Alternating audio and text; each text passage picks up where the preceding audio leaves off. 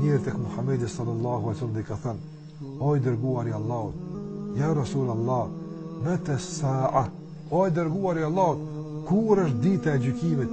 Muhamedi sallallahu alaihi wasallam i tha: madha a'adatta laha, çfarë ke përgatitur për atë ditë?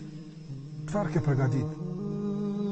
Edhe ti merre këtë pyetje për veten tënde. Çfarë ke përgatitur për atë ditë? Çfarë ke përgatitur për ditën kur do të hapet fletolja e veprave tua dhe Allahu thot: iqra kitabaka kafa bi nafsika al-yawma alayka hasiba. Lexoj librin tënd, lexo sot. Çfarë ke bërë? Andaj, vllai nderuar, motrë nderuar, atë që ke dëshirë me e pa, të shkruar në ditën e gjykimit kur e lexon fletoren te Allahu xhalla xhelaluhu, shkruaje sot me vepra, apo para se të vijë vdekja. Ndërsa atë që nuk ke dëshirë me e pa tek Allahu të shkruar, qoftë fjalë apo vepër, nuk ke qef me pa ty. Që pas që e mos të kështjen, pendohu nga ajo sot para se marrë vdekja. Kështu ne e kuptojmë vdekjen. Kështu vdekja rregullon jetën tonë, e rregullon besimin tonë, e rregullon veprimin tonë, e rregullon fjalën tonë, e rregullon moralin tonë, sjelljen tonë, gjitha këto i rregullon. Shiko, ky rregullator i famshëm dhe i mrekullueshëm i quajtur vdekja. Nga që duhet ta dimë gjithashtu se që ka me vdekjen, si kundëruar është se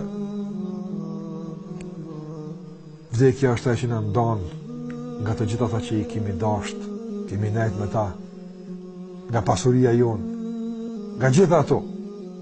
Por kjo ndarje, në qoftë se kemi punuar si duhet, nuk është ndarje përhershme.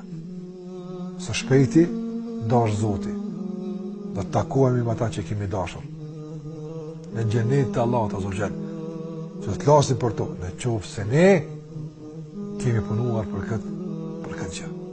Dhe vdekja është një lloj ngushëllimi për besimtarët se nuk është ndarje përhershme, nuk është ndarje e përhershme, por është e përkohshme. Me kusht, në qoftë se nga ata që jemi ndar janë besimtar të nështruar Allahut të mënduar, janë penduar nga mëkatet e kështu me radhë. Prandaj Muhamedi sallallahu alaihi wasallam thotë se i ka ardhur Gjibrili dhe i ka thënë: ja Muhammed, ahbib men shi'ta fa innaka mufariquh. O ti Muhammed, duaje këtë duash, sa të duash, dije se do të ndahesh prej tij. Andaj dhe i ka thonë që mos të lidhesh shumë jetën e kësaj bote me gjërat e kësaj bote, ka se dije se do të ndahesh prej tyre. Por nëse dëshon të ribashkosh prap me dashamirët e tu, me ato që i ke dashur, atëherë para se të vijë vdekja, apo deponoj tek Allahu xhallahu ala në depot e punëve të mira, ti gjen ditën e gjykimit tek Allahu i mënduar. Kjo është vdekja që kundëruar, kjo është stacioni i parë që duhet këtë mënyrë ta kuptojmë dhe të përtet të punojmë dhe të përgatitemi për atë ditë kur do t'i gëzohet bëmirësi, bëmirësisë e tij, nëse keqbërësi do të pendohet, por pendimi a ditë nuk do të bën dobi.